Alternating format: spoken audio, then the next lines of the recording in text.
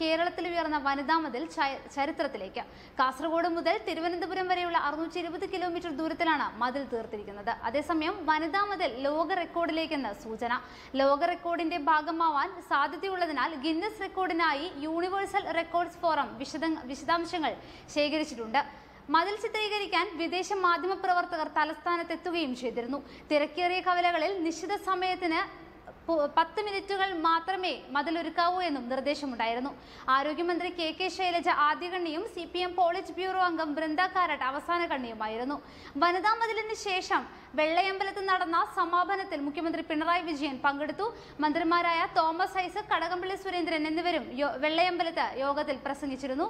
മുതിർന്ന കമ്മ്യൂണിസ്റ്റ് നേതാവ് KR ഗൗരിയമ്മ ആലപ്പുഴയിൽ മതിലിന് കരുത്തായി. ആദിവാസി നേതാവ് CK Janu Palakkad കുളപ്പുള്ളിയിലും, K അജിതയും P Vatsala എന്നിവർ കോഴിക്കോടും അണിനിരന്നു. ഇവർക്ക് പുറമെ കേരളത്തിനകത്തും പുറത്തുമുള്ള കലാ സാംസ്കാരിക പ്രമുഖർ ഉൾപ്പെടെയുള്ളവർ മതിലിൽ പങ്കെടുത്തു.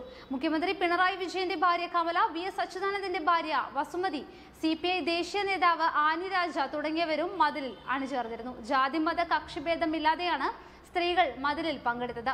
വനിതാ മതിൽ അവസാനിക്കുന്ന വെള്ളയമ്പലത്ത് പിന്തുണയുമായി പിണറായി വിജയനും VSഉം എത്തി.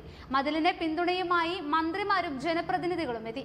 വനിതാ മതിൽ വർഗീയ മതിലാണെന്നും സർക്കാർ പണം ഇതിനായി ഉപയോഗിക്കുന്നുവെന്നുമായിരുന്നു പ്രതിപക്ഷ നേതാവ് രമേശ് ചെന്നിത്തല ആദ്യം മുതലേ പ്രതികരിച്ചിരുന്നത്. എന്നാൽ സർക്കാർ പണം മതിൽ കെട്ടാൻ ഉപയോഗിക്കില്ല എന്നായിരുന്നു മുഖ്യമന്ത്രിയുടെയും ധനമന്ത്രിയുടെയും പ്രതികരണം. കൂടുതൽ വാർത്തകളുമായി ഉടൻ തിരിച്ചെത്താം.